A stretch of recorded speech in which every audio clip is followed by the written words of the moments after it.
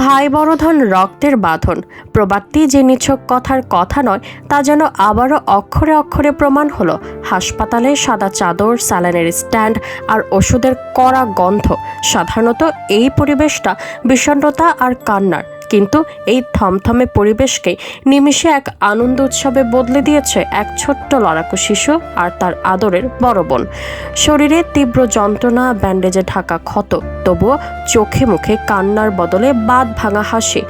আর সেই অমলিন হাসি ধরে রাখতে ভাইয়ের সাথে হাসপাতালের বিছানাতে নাচের তালে মেতে উঠলেন বড় বোন। রূপকথার গল্পের মতো অবিশ্বাস্য মনে হলেও এমনই এক জাদুকরী ভালোবাসার দৃশ্য সম্প্রতি নেট দুনিয়ায় ঝড় তুলেছে, যা দেখে আবেগে ভাসছেন লাখো নেটিজেন। কঠিন অসুস্থতা বা আঘাতও যে এই ছোট চ্যাম্পিয়নের মনোবল একটুও ভাঙতে পারেনি, তার জলযান্ত্র প্রমাণ মেলে ভাইরাল হওয়া এই ভিডিওতে। ব্যথায় কুঁকড়ে যাওয়ার বদলে হাসপাতালের বিছানাকে সে বানিয়ে ফেলেছে নিজের ব্যক্তিগত ডান্স ফ্লোর।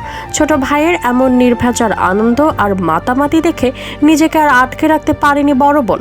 সব ধরনের লোকলজ্জা আর গাম্ভীর্য দূরে সরিয়ে তিনিও যোগ দেন সেই নাচের তালে।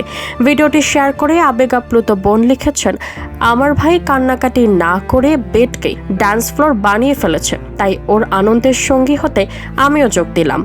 কয়েক সেকেন্ডের এই খুনসুটি যেন উপস্থিত নার্স থেকে শুরু করে দর্শক সবাইকে এক অন্যরকম স্বর্গীয় আনন্দের সাক্ষী করেছে।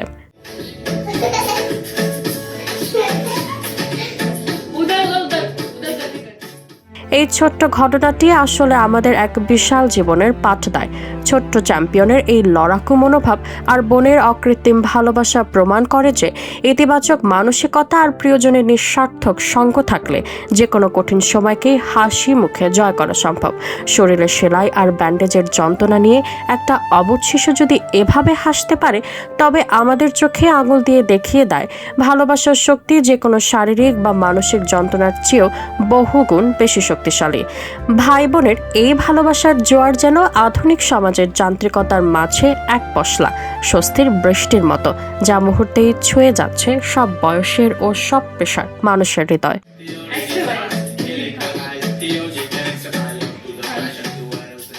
তবে আবেগ এবং উচ্ছ্বাসের মাঝেও সচেতন নেটিজনরা একটি অত্যন্ত গুরুত্বপূর্ণ বার্তা মনে করিয়ে দিয়েছেন। তারা ভাই বোনের এই ভালোবাসার প্রশংসা করার পাশাপাশি সতর্ক করে বলেছেন, আনন্দ যতই হোক না কেন, হাসপাতালের বেডে দাঁড়িয়ে এমন মাতামাতি করাটা রোগীর জন্য কিছুটা ঝুঁকিপূর্ণ হতে পারে। নাবিলা, ভোরের আকাশ।